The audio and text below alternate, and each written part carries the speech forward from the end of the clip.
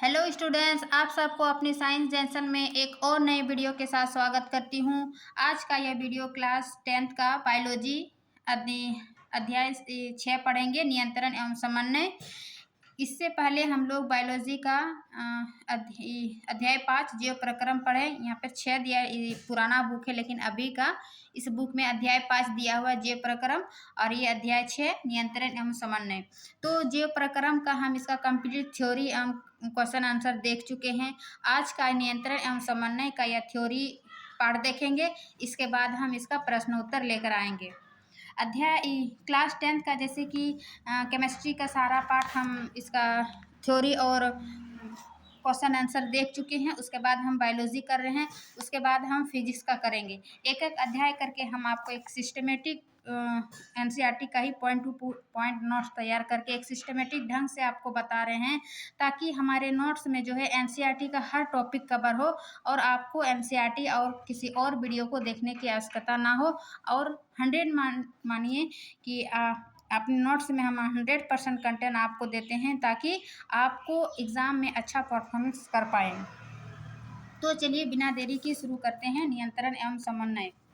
जैसे कि आप बुक में देख पा रहे हैं कि एनसीईआरटी का जो है हर पॉइंट या टॉपिक जो है नियंत्रण एवं समन्वय, जंतु तंत्रिका तंत्र, इसी पॉइंट को ही हम अपने नोट्स में लिए हैं और उसी को हम एक्सप्लेन करेंगे, ताकि नोट्स में जो है आप अच्छे से समझ लीजिएगा और आसानी से आपको कम टाइम में एक बेहतर वन शॉट वीडियो मिल जाएगा।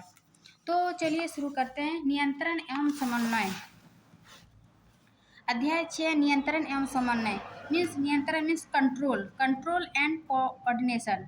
ये क्या करते हैं, जैसे कि हम जो भी हमारे वातावरण में हो रहे हैं, चाहे हम ठंडा छू रहे हैं, गर्म छू रहे हैं, जो भी कोई ध्वनि सुनाई दे रहे हैं तो हमारे कानों को अच्छा लगता है, बुरा लगता है, इन सभी को क्या कहते हैं, हम उद्दीपन कहते हैं। तो कंट्रोल एंड कोऑर्डिनेशन चैप्टर में यही बताया गया है कि जितने भी सजीव है जो अपने पर्यावरण में हो रहे परिवर्तनों के अनुरूप अनुक्रिया करते हैं, यानी रिस्पॉन्स करते हैं।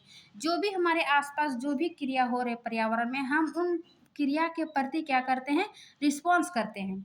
इसी को क्या कहते हैं, उद्दीपन में क्या है कि पर्यावरण में जो हो रहे परिवर्तन उन जिसके अनुरूप सजीव अनुक्रिया करते हैं, मीन्स रिस्पॉन्स करते हैं, तो उसको क्या कहते हैं, उद्दीपन कहते हैं। जैसे कि प्रकाश, जब हमें धूप में निकलते हैं तो क्या होता है, हमें बहुत ज़्यादा गर्मी मिलती है, प्रकाश मिलती है, उष्मा मिलती है, तो हमको क्या अनुभव होता है कि हम छाया में जाओ। तो ये क्या करते हैं, पर्यावरण के प्रति जो हम रिस्पॉन्स करते हैं वो क्या हो गया, उद्दीपन। से प्रकाश, उष्मा, ठंडा, ध्वनि, सुगंध, स्पर्श आदि, या फिर किसी गर्म वस्तु को छूते हैं या फिर किसी ठंडा वस्तु को छूते हैं तो हमें क्या होता है, तुरंत मतलब एहसास होता है कि नहीं, हम ठंड वस्तु को छू रहे हैं तो हमें हाथ को पीछे हटाना चाहिए, उसके प्रति क्या करते हैं, रिस्पॉन्स करते हैं। तो इसी को क्या कहते हैं, उद्दीपन। अब जो है पौधे और जंतु में जो अलग अलग प्रकार के उद्दीपन के प्रति रिस्पॉन्स करते हैं, यानी जंतु और पौधे में अलग अलग प्रकार से उद्दीपन की क्रिया होती है। तो आइए जानते हैं सबसे पहले कि जंतुओं में नियंत्रण एवं समन्वय मीन्स जंतुओं में कैसे उसको पर्यावरण के प्रति किसी क्रिया को रिस्पॉन्स करते हैं या फिर उसको कंट्रोल एंड कोऑर्डिनेशन करते हैं। तो जंतुओं में नियंत्रण एवं समन्वय की दो विधि आपके एनसीईआरटी क्लास 10th में दिया हुआ है। एक है तंत्रिका तंत्र और दूसरा है अंतःस्रावी तंत्र। अब तंत्रिका तंत्र में हम क्या देखेंगे, ये जंतुओं की बात हो रही है, यानी कि जंतुओं में नियंत्रण एवं समन्वय की बात हो रही है। इसका दो टॉपिक है, एक है तंत्रिका तंत्र और दूसरा है अंतःस्रावी तंत्र। तंत्रिका तंत्र क्या है कि जो भी नियंत्रण एवं समन्वय जो है वो तंत्रिका एवं पेशी ऊतक द्वारा प्रदान किया जाता है, यानी कि जंतुओं में जितने भी तरह के पर्यावरण के प्रति जो भी उद्दीपन है उसका हम कंट्रोल एवं समन्वय जो है वो हमारी तंत्रिका एवं पेशी ऊतक, यानी जो भी हमारी मस्कुलर टिश्यू है उसके द्वारा प्रदान किया जाता है। सबसे पहला पॉइंट ये देखिए, तो तंत्रिका तंत्र में जो भी हमारे पर्यावरण के प्रति रिस्पॉन्स करते हैं वो तंत्रिका एवं पेशी ऊतक द्वारा प्रदान किया जाता है। अब तंत्रिका तंत्र जो है वो तंत्रिका कोशिकाओं या न्यूरॉन के एक संगठित जाल का बना होता है ना। ये तंत्रिका तंत्र क्या है, तो ये कोशिकाओं, तंत्रिका कोशिका या न्यूरॉन के एक संगठित जाल का बना होता है। न्यूरॉन के बारे में हम इसका डिटेल आगे देखेंगे। और यह क्या करता है, सूचनाओं को विद्युत आवेग के द्वारा शरीर के एक भाग से दूसरे भाग तक ले जाता है। ये तंत्रिका तंत्र का कार्य है कि तंत्रिका तंत्र जो है वो तंत्रिका कोशिका या न्यूरॉन के एक संगठित जाल का बना होता है और यह सूचनाओं को जो है विद्युत आवेग के द्वारा शरीर के एक भाग से दूसरे भाग तक ले जाता है। तभी हमें पता चलता है कि कोई वस्तु जो है वह ठंडा है या फिर गर्म है। ये हमें तंत्रिका तंत्र से अनुभव होता है। तो तंत्रिका तंत्र जो है वो रिसेप्टर होता है, ग्राही के द्वारा कोई वस्तु, यानी जो कि हमारी ज्ञानेंद्रिया है, 5 ज्ञानेंद्रिया जैसे कि कान, नाक, आँख, त्वचा, जीभ, ये सब क्या है, हमारी ज्ञानेंद्रिया। तो ज्ञानेंद्रिया जो है इसी के द्वारा हम क्या करते हैं, ग्राही करते हैं, यानी रिसेप्टर होता है। तो ग्राही जो है वो तंत्रिका कोशिकाओं के विशिष्टीकृत सिरे होते हैं जो वातावरण से सूचनाओं को क्या करते हैं, पता लगाते हैं। और ये ग्राही हमारे ज्ञानेंद्रियों में स्थित होते हैं। यानी कि जो भी हमारे ज्ञानेंद्रिया है, यानी कि 5 प्रकार के ज्ञानेंद्रिया है, उन्हीं ज्ञानेंद्रियों से क्या करते हैं, वातावरण में जो भी सूचना होता है उसको पता करते हैं। तो ये ज्ञानेंद्रिया जो है इसको क्या कहते हैं, ग्राही। यानी कि इन्हीं ज्ञानेंद्रियों से हम क्या करते हैं, सूचना को प्राप्त करते हैं, इसीलिए इसको क्या कहते हैं, रिसेप्टर्स या फिर ग्राही। जैसे कान में हम क्या करते हैं, सुनना, यानी कान से सुनने का कार्य करता है। तो ये सुनना में क्या हुआ, ये सूचना का पता कराया कि कान जो है वो सुनता है। और ये दूसरा कान का क्या कार्य होता है कि यह शरीर का संतुलन बनाए रखता है। ठीक है। आँख से क्या करता है, प्रकाश ग्राही, यानी कि जो भी प्रकाश है जो हमें दिन के समय वस्तु को दिखाई पड़ती है, वो आँख में हमें क्या होता है, प्रकाश ग्राही, यानी प्रकाश को ये ग्रहण करता है, तभी हमें वस्तु को दिखाई पड़ता है, यानी देखना। तो ये आँख का कार्य था। त्वचा यानी स्किन क्या करता है, ये ताप ग्राही, गर्म एवं ठंडा, स्पर्श, यानी कि ये हमें वस्तु को छूने से क्या पता चलता है, त्वचा से, कि कोई वस्तु गर्म है या फिर ठंडा है, वो स्पर्श करने से पता चलता है। फिर नाक जो है, चौथा है नाक से क्या करते हैं, घ्राण ग्राही, यानी कि जो भी गंध होता है उसका सूंघने का पता ये नाक से चलता है, गंध का पता लगाना। फिर है 5वां जीभ क्या करता है, रस संवेदी ग्राही, यानी कि ये स्वाद का पता लगाता है।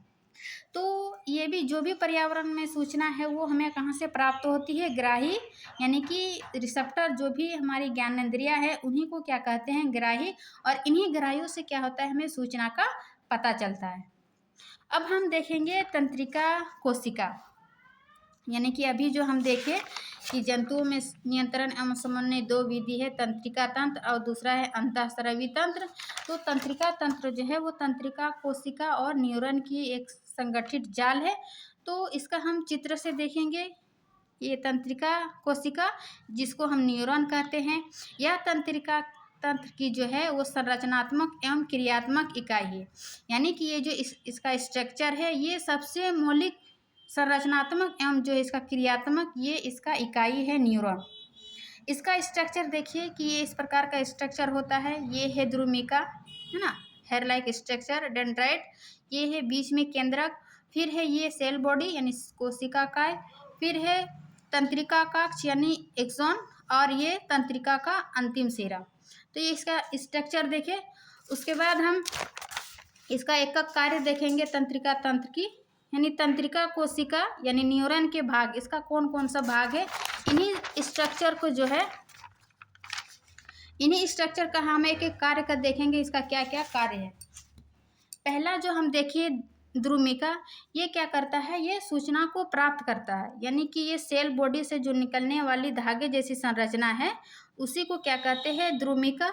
और ये जो है वो सूचना को प्राप्त करता है, यानी ये जैसे हम ये देखिए हेयर लाइक स्ट्रक्चर, ये कहाँ से निकला, ये कोशिका यानी सेल बॉडी से क्या निकला, ध्रुमिका। और इस हेयर लाइक स्ट्रक्चर यही क्या करता है, ये सूचना को प्राप्त करती है। उसके बाद आगे देखेंगे कोशिका, कोशिका का यानी सेल बॉडी। अब जो ध्रुमिका जो सूचना प्राप्त किया है, तो ये प्राप्त की गई सूचना जो है विद्युत आवेग के रूप में चलती है। ये सेल बॉडी का कार्य था कि जो भी सूचना प्राप्त हुई है उन प्राप्त की गई सूचना को विद्युत आवेग के रूप में चलती है। अब तीसरा जो है वो तंत्रिकाक्ष या एक्सॉन है ना। यहाँ देखें हम केंद्र सेल बॉडी का कार्य देखें कि जो भी द्रव्यिका का जो सूचना प्राप्त किया ये क्या किया, विद्युत आवेग के रूप में चलती है ये कोशिकाएं। अब ये एक्सॉन देखेंगे यानी तंत्रिकाक्ष। यह सूचना के विद्युत आवेग को कोशिका काय से दूसरे न्यूरॉन की द्रव्यिका तक पहुंचाता है। इसका कार्य क्या है एक्सॉन का, कि यह सूचना जो है विद्युत कोशिका का जो विद्युत आवेग के रूप में चला, तो वे विद्युत आवेग को कोशिका काय से है ना, एक कोशिका काय से दूसरे न्यूरॉन की द्रव्यिका तक पहुंचाता है। तो ये एक्सॉन का कार्य था। अब एक है सिनेप्स यानी अंतःग्रथन है ना, जिसको सिनेप्स कहते हैं। सिनेप्स क्या है, दो तंत्रिकाओं के बीच का जो खाली स्थान होता है, रिक्त स्थान, उसी को क्या कहते हैं, सिनेप्स। यानी कि यह तंत्रिका के अंतिम सिरे एवं अगली तंत्रिका कोशिका के द्रुमिका के मध्य का जो है वो रिक्त स्थान है, और यह विद्युत आवेग को रासायनिक संकेत में बदला जाता है जिससे यह आगे संचरित हो सके। इसी प्रकार तंत्रिका कोशिका से अन्य कोशिका जैसे कि पेशी कोशिका या ग्रंथि तक ले जाते हैं, है ना। सिनेप्स जो है वो एक तंत्रिका के अंतिम सिरे एवं अगले तंत्रिका के द्रुमिका के मध्य का जो है वो रिक्त स्थान होता है। और सिनेप्स का क्या कार्य है कि यह विद्युत आवेग को है ना, विद्युत आवेग को रासायनिक संकेत में बदला जाता है जिससे यह आगे जो भी उसका सूचना हो वो आगे संचरित हो सके। तो ये सिनेप्स का कार्य था। तो हम तंत्रिका यानी न्यूरॉन का विभिन्न भाग देखे। ये संरचनात्मक एवं क्रियात्मक इकाई है। ये द्रुमिका, तंत्रिकाक्ष, तंत्रिका का अंतिम सिरा और ये उनके बीच रिक्त स्थान को सिनेप्स कहते हैं। तो इन सभी भाग को देखें, उसके बाद हम इसका कार्य देखें। अब हम आगे देखते हैं प्रतिवर्ती क्रिया, यानी कि प्रतिवर्ती क्या है। इससे पहले हम जो उद्दीपन क्रिया देखें कि जो भी हम वातावरण में जो भी क्रिया हो रही है उसके प्रति जो हम रिस्पॉन्स करते हैं उसको क्या कहते हैं, उद्दीपन। अब प्रतिवर्ती क्रिया क्या है कि किसी उद्दीपन के प्रति तेज व अचानक की गई अनुक्रिया को प्रतिवर्ती क्रिया कहलाती है। जैसे कि किसी गर्म वस्तु को छूने पर हम हाथ को क्या करते हैं, पीछे हटाते हैं।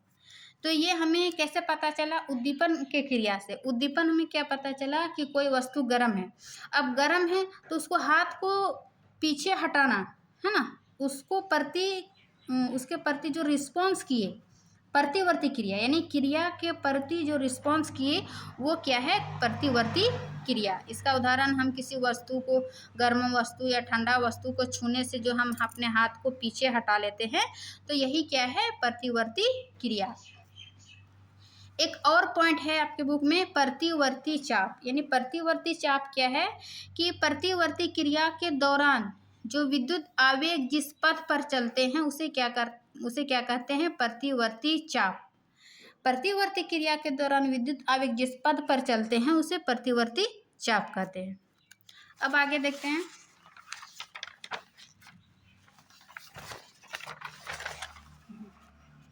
अब देखिए, एक हम फिगर के माध्यम से समझा रहे हैं कि ये जो उद्दीपन क्रिया देखिए, यानी कि जो भी हम पर्यावरण वातावरण में जो भी क्रिया हो रही है उसके प्रति जो हम रिस्पॉन्स करते हैं वो उद्दीपन क्रिया हो। जैसे कि कोई वस्तु उष्मा है यानी है, गर्म है, तो वो हमें क्या, ग्राही अंक, यानी ग्राही अंक हमें क्या है, त्वचा। उससे क्या पता चला कि ये वस्तु गर्म है, गर्म पता चला ग्राही अंक से। उसके बाद जो हमारी मेरु रज्जु है उसको क्या करता है, ये सूचना भेजता है ना। मेरु रज्जु क्या करता है कि ग्राही अंग से त्वचा यानी उद्दीपन जो उष्मा ग्रहण किया उसको सबसे पहले मेरु रज्जु सूचना भेजता है। उसके बाद जो कार्यरत अंग है यानी पेशी ऊतक, हम अभी जंतु ऊतक में देखें ना कि नियंत्रण एवं समन्वय किस प्रकार होता है, तो तंत्रिका या फिर पेशी ऊतक। तो मेरु रज्जु के बाद क्या आया, कार्यरत अंग जो भी पेशी ऊतक है वो क्या रिस्पॉन्स किया कि अनुक्रिया हाथ पीछे हटा लिया, यानी पेशी ऊतक द्वारा क्या हुआ, रिस्पॉन्स किया कि हाथ को पीछे हटा लेना है। तो इस प्रकार ये कार्य करता है उद्दीपन के प्रति। तो ये देख लिए। उसके बाद जो रिस्पॉन्स हम करते हैं यानी कि अनुक्रिया जो करते हैं उद्दीपन के प्रति, वो 3 प्रकार की होती है। अब 3 प्रकार की कौन कौन सी क्रिया है? एक है ऐच्छिक, दूसरा है अनैच्छिक और तीसरा है प्रतिवर्ती क्रिया। यानी कि ऐच्छिक में क्या करते हैं, अग्र मस्तिष्क द्वारा कंट्रोल की जाती है, यानी उसमें हमारा अपना मन होता है, अग्र मस्तिष्क द्वारा कंट्रोल की जाती है। जैसे कि बोलना लिखना, यदि हमारे मन करे तो हम बोलेंगे, हमको मन करेगा तो लिखेंगे, यानी कि वो हमारे पर डिपेंड है। अग्र मस्तिष्क इसका कौन कार्य करता है? ऐच्छिक जो है हमारा अग्र मस्तिष्क है। मस्तिष्क भी हम देखेंगे कि मस्तिष्क के भाग में ये मस्तिष्क के अग्र मस्तिष्क जो है वो ऐच्छिक क्रिया को कंट्रोल करती है। और दूसरा है अनैच्छिक, यानी कि ये हमारे इच्छा में नहीं है। अनैच्छिक ये खुद ब खुद होता है। जैसे ये किसका कार्य है? मस्तिष्क का मध्य एवं पश्च मस्तिष्क द्वारा कंट्रोल की जाती है ये अनैच्छिक क्रिया। जैसे कि श्वसन, श्वसन अपने आप होता है। जैसे कि हम सोते हैं, बैठते हैं, जागते हैं, तो हमें मतलब हम उस पर कोई कंट्रोल नहीं कर पाते, वो अपने आप श्वसन की क्रिया होती है, दिल की धड़कन। तो ये सब क्या हुआ? अनैच्छिक क्रिया। फिर तीसरा है प्रतिवर्ती क्रिया। प्रतिवर्ती क्रिया क्या है कि मेरु रज्जु द्वारा कंट्रोल की जाती है। जैसे कि हम यहाँ एक देखें कि उद्दीपन के प्रति जो ऊष्मा हुआ वो ग्राही अंग यानी त्वचा उसको ग्रहण किया। उसके बाद जो मेरु रज्जु है वो क्या किया? सूचना को भेजता है कार्यरत अंग में यानी पेशी ऊतक में, और ये फिर अनुक्रिया करता है यानी रिस्पॉन्स करता है कि वो अपने हाथ को पीछे हटा लो। तो यही है प्रतिवर्ती क्रिया कि मेरु रज्जु द्वारा कंट्रोल की जाती है प्रतिवर्ती क्रिया। जैसे कि गर्म वस्तु को छूने पर हम हाथ को पीछे हटा लेते हैं, है ना। तो ये प्रतिवर्ती क्रिया जो है वो मेरु रज्जु द्वारा कंट्रोल की जाती है। अब जो है कि प्रतिवर्ती क्रिया की आवश्यकता, बिल्कुल हम एनसीईआरटी का ही आपका पॉइंट लिए हैं कि जो भी पॉइंट दिया है उसी को हम लिए हैं कि प्रतिवर्ती क्रिया की आवश्यकता, ताकि आपको आप एनसीईआरटी बुक नहीं भी पढ़िएगा और आप हमारे नोट्स को फॉलो कीजिएगा तो यकीन मानिए आपको किसी और वीडियो या फिर किसी और बुक को पढ़ने की आवश्यकता नहीं होगी। और जो कुछ भी बचा कुछ रहता है उसको हम प्रश्न उत्तर में लेकर आते हैं और वो कंप्लीट हो जाता है पूरा चैप्टर को। तब एक टॉपिक है कि प्रतिवर्ती क्रिया की आवश्यकता, है ना, मतलब उसकी आवश्यकता क्यों है प्रतिवर्ती क्रिया की। तो देखिए, जैसे कोई हम वस्तु को छूते हैं तो हम उसको प्रतिवर्ती क्रिया क्या है कि उसको हाथ को पीछे हटाना। यदि हम हाथ को पीछे नहीं हटाएंगे तो वो क्या परिणाम देगा, है ना। तो इसी से पता चलता है कि हमें प्रतिवर्ती क्रिया की आवश्यकता है। तब उसका एक्सप्लेन कैसे करना है कि कुछ परिस्थितियों में जैसे गर्म वस्तु छूने पर, पैनी वस्तु चुभने पर आदि हमें तुरंत क्रिया करनी होती है, वरना हमारे शरीर को क्षति पहुंच सकती है। यह अनुक्रिया मस्तिष्क के स्थान पर मेरु रज्जु से उत्पन्न होती है जो जल्दी होती है ना। तुरंत जैसे ही हमें पता चला कि ये वस्तु गर्म है तुरंत ही हम हाथ को पीछे हटा लेते हैं। यह क्रिया जो है वो जल्दी होती है और ये मस्तिष्क के मेरु रज्जु से होती है। इसीलिए प्रतिवर्ती क्रिया की आवश्यकता है, नहीं तो हमें शरीर को नुकसान पहुंचता है, क्षति पहुंचती है, हाथ जल जाएगा, है ना। तो इसीलिए प्रतिवर्ती क्रिया की आवश्यकता होती है। अब नेक्स्ट टॉपिक है कि मानव तंत्रिका तंत्र, है ना। जंतुओं में नियंत्रण एवं समन्वय में क्या देखे? तंत्रिका, एक है तंत्रिका तंत्र और दूसरा है दूसरा क्या देखे? अंतःस्रवी तंत्र। तो इन तंत्रिका तंत्रीय के अभी तक हम जो है टॉपिक पढ़े मेरु रज्जु ये सब, और आगे है मानव तंत्रिका तंत्र। यानी कि मानव तंत्रिका तंत्र को है जो दो प्रकार के होते हैं। एक है केंद्रीय तंत्रिका तंत्र और दूसरा है परिधीय तंत्रिका तंत्र। केंद्रीय तंत्रिका यानी CNS कहते हैं यानी सेंट्रल नर्वस सिस्टम, और परिधीय तंत्रिका तंत्र को PNS कहते हैं यानी कि पेरिफेरल नर्वस सिस्टम। और केंद्रीय तंत्रिका तंत्र के अंतर्गत जो है वो मस्तिष्क और मेरु रज्जु आता है, जो कि मेरु रज्जु के बारे में हम पढ़ लिए हैं। अब हम आगे मस्तिष्क के बारे में पढ़ेंगे। और परिधीय तंत्रिका तंत्र के अंतर्गत जो है वो कपाल तंत्रिका यानी कपाल तंत्रिका ये जो है मस्तिष्क से निकलती है, और दूसरा है मेरु तंत्रिका जो कि मेरु रज्जु से निकलते हैं। तो आपका क्लास 10 के हिसाब से मस्तिष्क और मेरुरज्जु के बारे में पढ़ना है। बाकी ये परिधीय तंत्रिका तंत्र है जो है, ये थोड़ा-सा इसका परिचय दिया हुआ है। तो हम एनसीईआरटी को फॉलो कर रहे हैं, इसीलिए हम एनसीईआरटी के ही हिसाब से नोट्स बनाए हैं, ताकि आपको ज़्यादा बोझ ना लगे। तो हम मानव मस्तिष्क, सबसे पहले हम मानव मस्तिष्क का आपको फिगर दिखाएंगे। देखिए, ये है मानव मस्तिष्क। अब मानव मस्तिष्क जो है,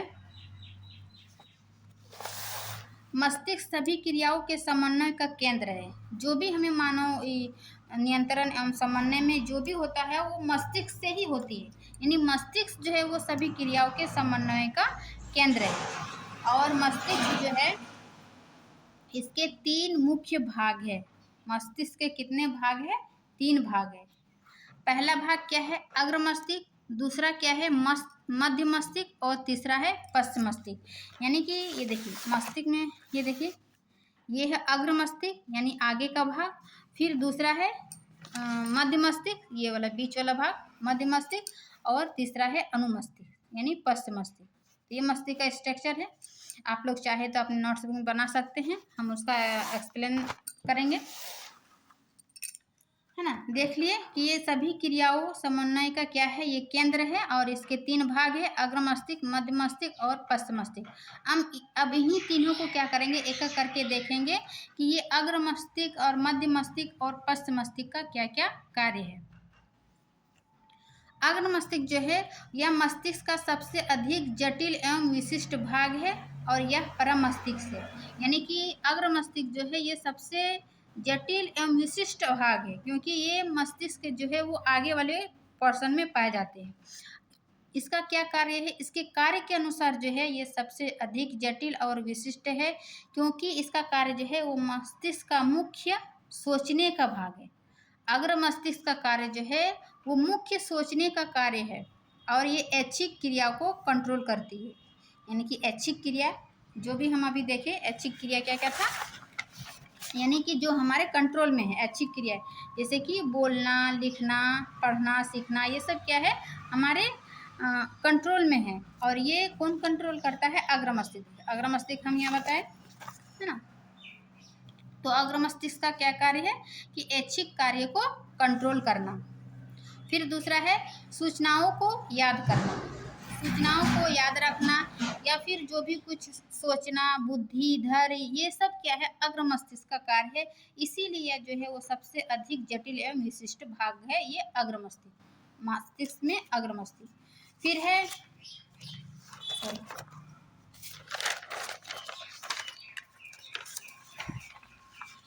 फिर इसका आगे कार्य है कि शरीर के विभिन्न भागों से जो है वो सूचना को एकत्रित करना एवं उनका समायोजन करना। ये भी इसका कार्य है अग्र मस्तिष्क का, कि शरीर के जो भी विभिन्न भागों में जो भी सूचना है उसको स्टोर करना एवं उसका समायोजन करना, मीन्स एडजस्ट करना, ये इसका कार्य है।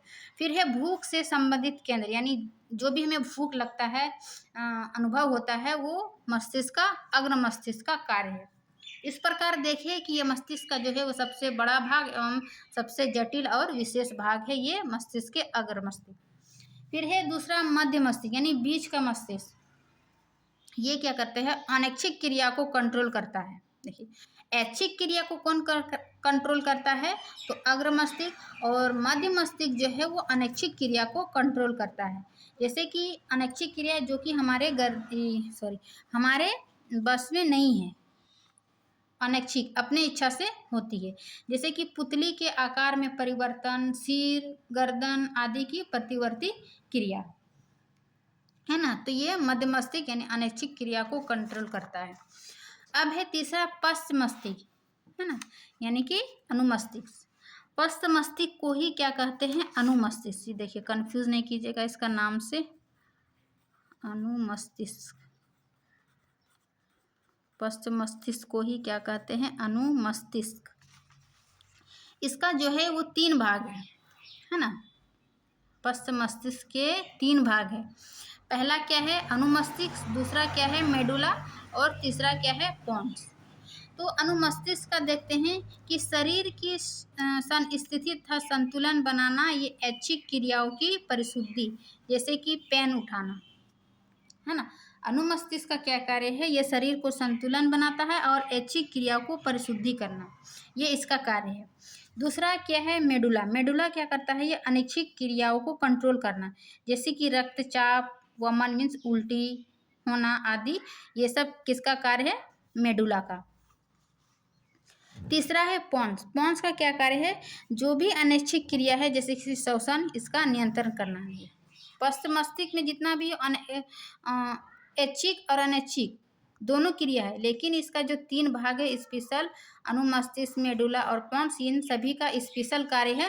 और स्पेशल कार्य को ही आप ध्यान में रखिएगा कि पोन्स का जो है वो अनैच्छिक क्रिया जैसे कि श्वसन का नियंत्रण करना, मेडुला जो है वो रक्तचाप और वमन यानी उल्टी आदि का कंट्रोल करना, और अनुमस्तिष्क जैसे पेन उठाना, ये ऐच्छिक क्रियाओं को क्या करता है? ये परिशुद्ध करता है। तो इस प्रकार हम मस्तिष्क का तीनों भाग देख लिए। अब है मस्तिष्क एवं मेरुरज्जु की सुरक्षा, है ना, जो हम मानव किसमें देखे कि इसका मानव तंत्रिका तंत्र में जो देखे, केंद्रीय तंत्रिका के अंतर्गत मस्तिष्क और मेरुरज्जु। मस्तिष्क के बारे में देख लिए, अब मेरुरज्जु के बारे में भी हम देखें। उसके बाद जो है इसके बीच सुरक्षा, है ना, मस्तिष्क एवं मेरुरज्जु की सुरक्षा में पहला पॉइंट देखेंगे कि मस्तिष्क जो है वो एक हड्डियों के बॉक्स में अवस्थित होता है ना, तभी हमें मस्तिष्क को सुरक्षा मिलती है। यानी मस्तिष्क के अंदर देखिए छोटे छोटे बहुत सारे महीन जो ये सब क्या रहता है? शीरा रहता है। तो इसको हमें ये एक जो ना हड्डियों के बॉक्स के रूप में ये अवस्थित रहता है, उसी के अंदर ये हमारे मस्तिष्क रहता है। तो सुरक्षा यानी मस्तिष्क एक हड्डियों के बॉक्स में अवस्थित है। बॉक्स के अंदर जो है वो तरल पूरित गुब्बारे में मस्तिष्क होता है, जो प्रघात यानी कि चोट, घात, अवशोषक का कार्य करता है। जो भी हमें चोट लगती है तो हमें डायरेक्ट मस्तिष्क में नहीं पहुंचती, वो जो हमारे हड्डियों का बॉक्स है उसमें सबसे पहले आघात होता है, बचाता है, उसके बाद ही बहुत ज़्यादा चोट या आघात होता है तो ही हमारे मस्तिष्क को नुकसान पहुंचता है। अदरवाइज ये जो हमारे हड्डियों का बॉक्स है वो हमें उससे हमें सुरक्षा मिलती है मस्तिष्क को। और दूसरा भाग है मेरुरज्जु। मेरुरज्जु को सुरक्षा कौन देता है? कि मेरुरज्जु की सुरक्षा जो है वो कशेरुकदंड या रीढ़ की हड्डी करती है। जो हमारे पीठ में जो रीढ़ की हड्डी होती है, इसको कशेरुकदंड या रीढ़ की हड्डी बोलते हैं, वो हमारी मेरुरज्जु को क्या करता है? सुरक्षा प्रदान करता है। अब हम देखेंगे कि तंत्रिका ऊतक एवं पेशी ऊतक के बीच समन्वय, यानी कि ये तो हम देख ले कि जंतुओं में जो है तंत्रिक समन्वय, नियंत्रण एवं समन्वय कौन करता है? तो ये तंत्रिका ऊतक एवं पेशी ऊतक। अब इन दोनों के बीच देखेंगे कि तंत्रिका ऊतक एवं पेशी ऊतक के बीच समन्वय। तो हम जो देखे ग्राही को देखे यानी ज्ञानेंद्रिय जो हमारे पास है, उससे क्या हुआ? ग्राही प्राप्त हुआ संवेदी तंत्रिका से। अब ये संवेदी तंत्रिका जो है वो केंद्रीय तंत्रिका तंत्र में क्या करता है? सूचना प्राप्त वो संसाधित करना, निर्णय करना, रिस्पांस उत्पन्न करना, ये क्या है? प्रेरक तंत्रिका। उसके बाद जो पेशी ऊतक जो है ये क्या करता है? पेशीय संकुचन करके ये क्या करता है? रिस्पॉन्स करता है। तो ये एक हम मतलब डायग्राम के रूप में हम समझाएं ताकि आपको आसानी से समझ में आ जाए। उसके बाद हम देखेंगे कि विद्युत संकेत या तंत्रिका तंत्र की सीमाएं, यानी कि जो विद्युत संकेत है या तंत्रिका तंत्र है उसका क्या सीमाएं हैं। तो पॉइंट वाइज देखिए कि विद्युत संवेग केवल उन कोशिकाओं तक पहुंच सकता है जो तंत्रिका तंत्र से जुड़ी है। ये बात क्लियर हो गई कि विद्युत संवेग जो है केवल उन कोशिकाओं तक पहुंच सकता है जो तंत्रिका तंत्र से जुड़ी है। दूसरा क्या है कि एक बार विद्युत आवेग उत्पन्न करने के बाद कोशिका नया आवेग उत्पन्न करने से पहले अपनी कार्यविधि सुचारू करने के लिए समय लेती है, अतः कोशिका लगातार आवेग उत्पन्न नहीं कर सकती। फिर तीसरा पॉइंट है इसका कि पौधों में कोई तंत्रिका तंत्र नहीं होता है ना, ये इसका तीसरा पॉइंट। तो इस प्रकार देखें कि विद्युत संकेत या तंत्रिका तंत्र की क्या क्या सीमाएं हैं। तो इसका 3 पॉइंट सीमा था, तो ये हम देख चुके हैं। अब हम आगे देखेंगे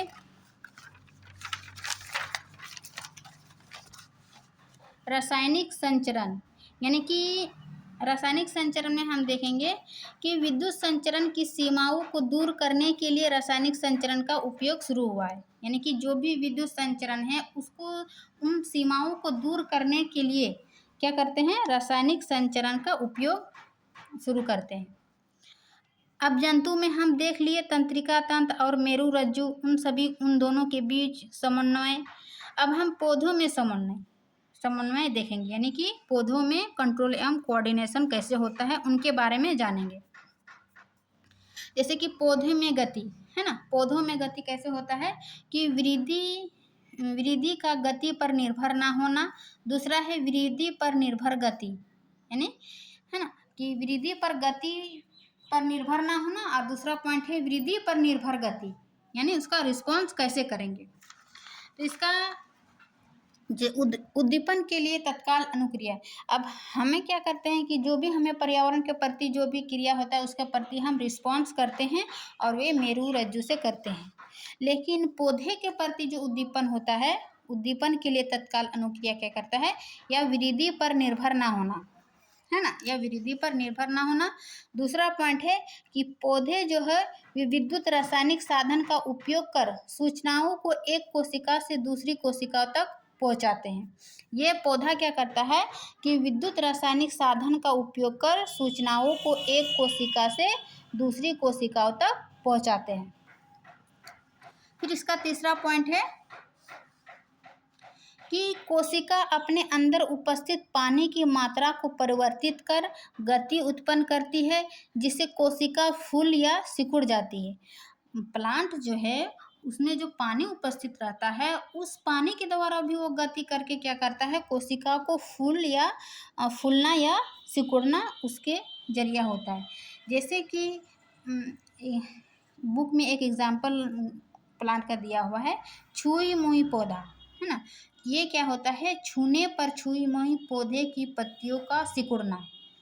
तो ये उसके अंदर वृद्धि पर निर्भर ना होना, ये रासायनिक संकेतों का उपयोग कर सूचनाओं को कोशिकाओं से दूसरे कोशिकाओं तक पहुंचाते हैं, और जो भी उसके अंदर पानी है उससे कोशिकाओं को फूलना या सिकुड़ना, ये उद्दीपन के लिए तत्काल ये अनुक्रिया करता है पौधा।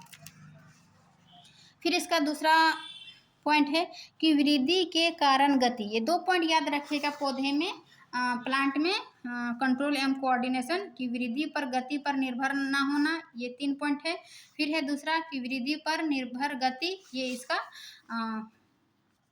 पॉइंट है कि ये दिशिक या अनुवर्तन गतियाँ उद्दीपन के कारण होती है ना। वृद्धि के कारण किसके कारण होती है, ये दिशिक या अनुवर्तन गतियाँ उद्दीपन के कारण होती है। यानी इसमें एक है परतान। परतान क्या है कि परतान वह भाग है जो वस्तु से दूर होता है ना। पौधा का कुछ भाग जो है वो वस्तु से दूर होता है या वस्तु के पास वाले भाग की तुलना में तेजी से गति करता है ना। मतलब कि जैसे कि जो कोई हम पौधा लगाए, बीज लगाए, ठीक है, वो पौधा हुआ, पौधा क्या क्या जिधर हमें सूर्य की रोशनी मिला, जिधर पानी मिला, वो उधर ही गति करेगा। तो इस प्रकार ये क्या हुआ कि वस्तु के पास वाले भाग की तुलना में तेजी से गति करता है, जिससे परतान वस्तु की चारों तरफ जो है वो लिपट जाती है। तो ये प्लांट का परतान है। फिर दूसरा पॉइंट है प्रकाशानुवर्तन, यानी प्रकाशानुवर्तन क्या है, जो प्रकाश की तरफ गति करता है। जैसे कि देखिए यहाँ पे कोई पौधा है, ठीक है, अब जिधर सन मिल रहा है, प्रकाश की रोशनी जिधर मिल रहा है, क्योंकि पौधा को भोजन बनाने के लिए उसको सूर्य की आवश्यकता है, जो कि प्रकाश संश्लेषण की क्रिया द्वारा अपना भोजन बनाता है। तो जिधर इसको सूर्य की प्रकाश मिल रहा है उधर क्या करता है, ये तेजी से वृद्धि करता है, और नीचे जो है वो कम वृद्धि करेगा। इसी को क्या कहते हैं, प्रकाशानुवर्तन, यानी प्रकाश की तरफ गति। दूसरा है गुरुत्वानुवर्तन, यानी पृथ्वी की तरफ या दूर गति। जैसे ये है ना, ये सूर्य की ओर गति कर रहा है तेजी से, और ये गुरुत्वानुवर्तन क्या है, पृथ्वी की तरफ गति या दूर गति। जैसे कि हम इसका उदाहरण जड़ की गति ले सकते हैं कि ये पृथ्वी की तरफ गति करता है या फिर सूर्य से दूर गति करता है। फिर इसका तीसरा पॉइंट है कि रसायनानुवर्तन, है ना, रसायनानुवर्तन, यानी कि प्राग नली की अंडाशय की तरफ गति। ये इसका पॉइंट है कि प्रकाशानुवर्तन क्या है, गुरुत्वानुवर्तन क्या है, रसायनानुवर्तन क्या है। अब है जलानुवर्तन। नाम से देखिए जलानुवर्तन क्या है, पानी की तरफ जड़ों की गति, तो ये क्या है जलानुवर्तन। तो ये थी प्लांट का समन्वय। अब हम पादपों में हार्मोन को देखेंगे, है ना। जंतु में हार्मोन और पादप हार्मोन, जंतु हार्मोन अभी हम नहीं देखे, तो अब अभी हम देख लेते हैं कि पादप हार्मोन। पादप हार्मोन क्या है कि ये जो है ये वे रसायन है जो पौधे की वृद्धि, विकास वो अनुक्रिया यानी कि रिस्पॉन्स का समन्वय करते हैं, कोऑर्डिनेशन करते हैं। पादप हार्मोन क्या करते हैं, हमारे अंदर जो भी हार्मोन है, जो भी हम क्रिया पर्यावरण के प्रति जो भी क्रिया होता है उसके प्रति रिस्पॉन्स करते हैं, वो तो मेरुरज्जु के द्वारा होता ही है, लेकिन वो हमारे अंदर जो हार्मोन है उनके द्वारा भी होता है, उसके बारे में हम आगे पढ़ेंगे। लेकिन पौधा में जो है जो भी वृद्धि, विकास एवं क्रिया के प्रति रिस्पॉन्स होता है, कोऑर्डिनेशन होता है, वो पादप हार्मोन के विधि से होती है। तो पादप हार्मोन जो है यानी कि मुख्य पादप हार्मोन है, यानी कि पादप हार्मोन कितने हैं, तो पादप हार्मोन मुख्यतः 4 प्रकार के होते हैं। एक है ऑक्सिन, दूसरा है जिब्रेलिन, तीसरा है साइटोकाइनिन और चौथा है एब्सिसिक। इन चारों को एक एक करके पूछा जाता है कि ऑक्सिन का क्या कार्य है, जिब्रेलिन का क्या कार्य है, ये कहाँ पाई जाती है, साइटोकाइनिन का क्या कार्य है, एब्सिसिक अम्ल का क्या कार्य है। तो ऑक्सिन जो है वो शाखाओं के अग्रभाग पर बनता है, जैसे कि यहाँ कोई प्लांट है ना, कोई तना है, तो ये इसका अग्रभाग में जो है वो ऑक्सिन पाया जाएगा, है ना। शाखाओं के अग्रभाग पर बनता है ताकि ये कोशिका की लंबाई में वृद्धि करता है ना, अग्रभाग में पाया जाता है, यही ऑक्सिन जो है वो लंबा होता है इसका तना, ये ऑक्सिन के कारण। तो ये कोशिका की लंबाई में वृद्धि होना, और ये इसका तीसरा पॉइंट क्या है, प्रकाशानुवर्तन में सहायक, यानी ये प्रकाश की ओर गति करेगा, जितनी उसकी लंबाई में भी उतनी वृद्धि होते जाएगा। तो ये देख लिए कि ये शाखाओं के अग्रभाग पर बनता है, ये कोशिकाओं की लंबाई में वृद्धि है, और ये प्रकाशानुवर्तन में सहायक है। तो ये ऑक्सिन का। दूसरा है जिब्रेलिन। जिब्रेलिन कहाँ पाई जाती है, तना में, है ना। ये जो तना है तो ये जिब्रेलिन पाया जाना, ये तना की वृद्धि में जो है वो सहायक होता है ये जिब्रेलिन। फिर तीसरा है साइटोकाइनिन। साइटोकाइनिन क्या है, कोशिका विभाजन तीव्र होता है। इन हार्मोन यानी साइटोकाइनिन पादप हार्मोन से ही कोशिका विभाजन होता है, इस कारण इसकी कोशिका विभाजन तीव्र होती है। कोशिका विभाजन से ही कोई पौधे की लंबाई बढ़ती है। फल वो बीज में अधिक मात्रा में पाया जाता है, क्योंकि फल जो है छोटा से बड़ा होता है, बीज भी उसमें उत्पन्न होता है, तो ये साइटोकाइनिन यानी कोशिका विभाजन होता है। तो कोशिका विभाजन हम देख लिए, साइटोकाइनिन जो है कोशिका विभाजन में सहायक है। अब चौथा है एब्सिसिक अम्ल। एब्सिसिक अम्ल क्या करता है, या वृद्धि संदमन, यानी वे वृद्धि को रोकता है। जो भी ऑक्सिन का क्या कार्य था, ये वृद्धि यानी इसकी लंबाई में वृद्धि होना, उसके जस्ट उल्टा एब्सिसिक अम्ल जो है ये वृद्धि को रोकता है, जैसे कि पत्तियों का मुरझाना, तनाव हार्मोन, इसीलिए इसको क्या कहते हैं, एब्सिसिक अम्ल को तनाव हार्मोन कहते हैं। ये इंपॉर्टेंट याद रखेगा कि तनाव हार्मोन किसको कहते हैं, तो एब्सिसिक अम्ल को। क्यों, क्योंकि यह वृद्धि को रोकता है और ये पत्तियों को मुरझाता है। तो ये प्लांट का 4 मुख्य हार्मोन देखे। अब हम जंतुओं में हार्मोन देखेंगे कि जंतुओं में हार्मोन जो है वे रसायन हैं जो जंतुओं की क्रियाओं, विकास एवं वृद्धि का समन्वय करते हैं, यानी कोऑर्डिनेशन करते हैं। ठीक उसी प्रकार जिस प्रकार हम पौधे में देखें कि पौधे का जो प्लांट हार्मोन है वो पौधा की वृद्धि, विकास, वो उसके क्रिया के प्रति जो रिस्पॉन्स है उसका कोऑर्डिनेशन करते हैं। ठीक उसी प्रकार जंतुओं में जो हमारी क्रिया होती है, विकास, वृद्धि, उसको क्या करते हैं, कोऑर्डिनेशन करते हैं ये जंतु हार्मोन। इसमें हम देखे थे कि एक अंतःस्रावी ग्रंथि, यानी कि जंतुओं में जो कंट्रोल एवं कोऑर्डिनेशन होता है वो एक था तंत्रिका तंत्र और दूसरा था अंतःस्रावी ग्रंथि। तो ये अंतःस्रावी ग्रंथियाँ जो है ये वे ग्रंथियाँ हैं जो अपने उत्पाद रक्त में स्रावित करती है, जो हार्मोन कहलाते हैं, है ना। हार्मोन जो है वो हमारे अंदर ही स्रावित होता है, ये वे ग्रंथियाँ जो अपने उत्पाद रक्त में ही स्रावित करती है, इसीलिए इसको क्या कहते हैं, हार्मोन। अब हम कुछ जंतु हार्मोन देखेंगे, है ना। हार्मोन अंतःस्रावी ग्रंथियाँ एवं उनके कार्य। जो भी हार्मोन है हमारे अंदर वो कौन सी ग्रंथि में पाई जाती है, उसका स्रावित स्थान क्या है और उसका कार्य क्या है। देखिए एक चार्ट के माध्यम से हम बनाए हैं। आपके बुक के अकॉर्डिंग 5 हार्मोन दिया है, उन 5 हार्मोन के बारे में हम बताएंगे।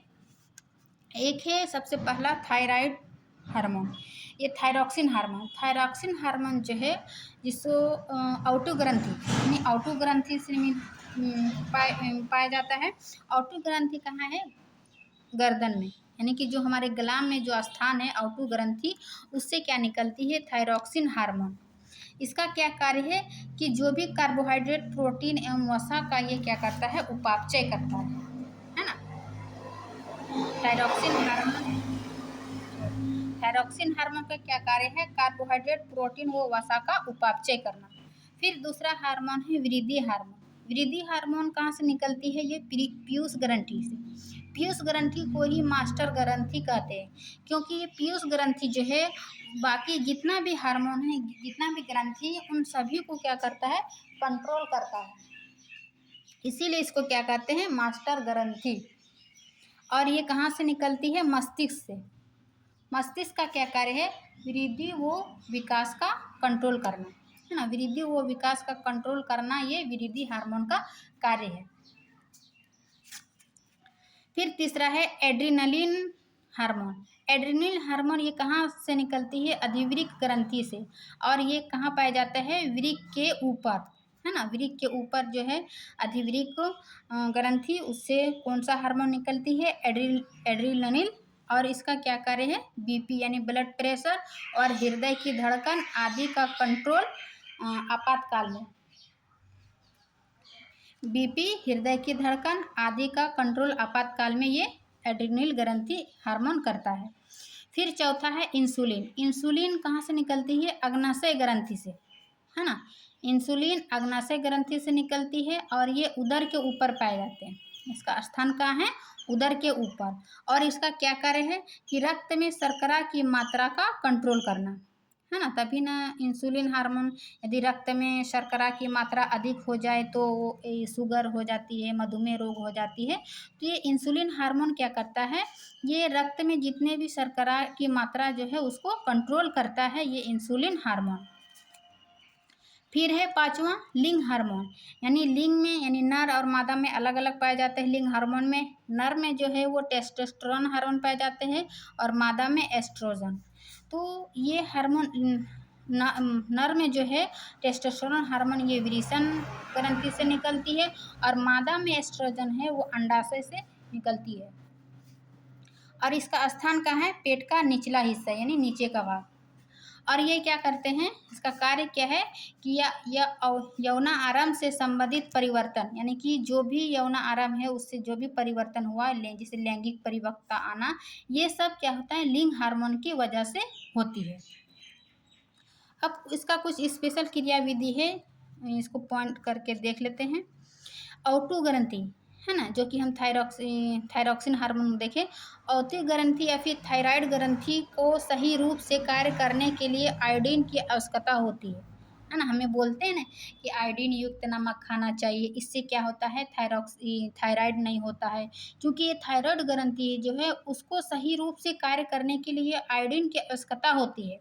आयोडीन की कमी से ही गला फूल जाती है, जिससे गॉइटर बीमारी हो जाती है ना। इसीलिए हमको सही मात्रा में आयोडीन युक्त नमक खाना चाहिए, यानी आयोडीन लेना चाहिए।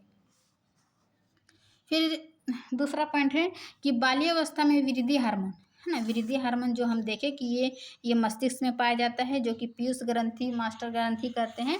तो ये जो वृद्धि हार्मोन के कमी से क्या होता है, बौनापन आ जाती है ना। ये हमें बाल्यावस्था में होती है कि वृद्धि हार्मोन के ही कमी से बौनापन आ जाती है और इसी की ज़्यादा से भी हमें लंबाई में ज़्यादा हो जाती है। फिर है इंसुलिन हार्मोन। इंसुलिन हार्मोन की कमी से क्या होता है, मधुमेह यानी डायबिटीज़ रोग हो जाता है। इसमें क्या होता है, रक्त की शर्करा की मात्रा बढ़ जाती है। इंसुलिन हार्मोन अभी देखिए, इसमें जो है रक्त की शर्करा की मात्रा को क्या करते हैं, कंट्रोल करता है। और इसी की कमी से जो है रक्त की मात्रा बढ़ जाती है और जिससे हमें डायबिटीज़ रोग या फिर मधुमेह रोग हो जाती है। अब इसका उपचार जो है वो इंसुलिन हार्मोन का इंजेक्शन आता है और उन्हीं इंजेक्शन को देकर हम क्या करते हैं, उस रक्त में शर्करा की मात्रा को कंट्रोल होता है, जो कि इंसुलिन से मधुमेह से बचाता है। एक है आपका लास्ट पुनर्भरण क्रिया विधि, यानी कि पुनर्भरण क्रिया विधि क्या है। तो हार्मोन का कम या अधिक मात्रा में स्रावित होना हमारे शरीर पर हानिकारक प्रभाव डालता है ना। हार्मोन का हमारे शरीर में सही मात्रा में स्रावित होना या फिर सही अधिक मात्रा में स्रावित होना, ये हमारे कम या अधिक मात्रा में स्रावित होना हमारे शरीर पर हानिकारक प्रभाव है। इस क्रिया विधि से जो है पुनर्भरण क्रिया विधि से हार्मोन सही मात्रा में तथा सही समय पर स्रावित होता है, जैसे कि रक्त में शर्करा का कंट्रोल की विधि है ना, जो कि जैसे कि अग्नाशय ग्रंथि से जो हमारे इंसुलिन हार्मोन निकलता है, तो ये क्या करता है, रक्त की शर्करा की मात्रा में जो है कंट्रोल करता है।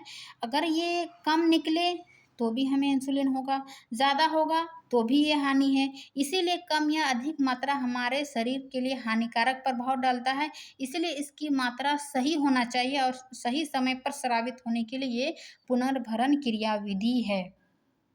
तो इस प्रकार ये आपका जो नियंत्रण एवं समन्वय विधि है, ये चैप्टर समाप्त होता है। हम यहाँ पर आपका चैप्टर समाप्त होता है। ये लास्ट में भी एक यही विधि थी, पुनर्भरण क्रिया विधि, जो कि हम पुनर्भरण क्रिया विधि बताए हैं। ये देखिए अध्याय नियंत्रण एवं समन्वय, ये कंप्लीट आपको एक सिस्टमेटिक ढंग notes point two point NCERT का नोट से तैयार करके आपको बताएं, ताकि आपको कहीं और वीडियो और कहीं और नोट से पढ़ने की आवश्यकता ना हो। एक बार हमारे ऊपर ट्रस्ट कीजिए और हमारे नोट से पढ़िए, आपको खुद ब खुद अनुभव होगा। चाहे आप क्लास 10th में हो या फिर आप किसी भी बीपीएससी टीआरई 4 या भी आने वाले एस्टेट या फिर किसी भी कम्पिटिटिव एग्ज़ाम की तैयारी कर रहे हैं, तो ये वीडियो आपके लिए काफ़ी हेल्पफुल होगा। तो इसी के साथ हम आपका ये वीडियो थ्योरी वाला पार्ट समाप्त करते हैं। इससे नेक्स्ट पार्ट में हम इसका प्रश्न उत्तर लेकर आएंगे। तो मैं आशा करती हूँ कि ये वीडियो आपके लिए अच्छी लगी होगी, और अच्छी लगी तो लाइक एंड सब्सक्राइब ज़रूर करिए। मिलते हैं नेक्स्ट क्लास में, तब तक के लिए थैंक यू। आप लोग अपने नोट्स बनाइए, थ्योरी पढ़िए। एक बार आपको समझ में नहीं आता है तो आप वीडियो को पॉज करके 1 से 2 बार वीडियो देखिए, नोट्स बनाइए, तो आपको अच्छा से समझ में आ जाएगा। तो चलिए, बाय बाय।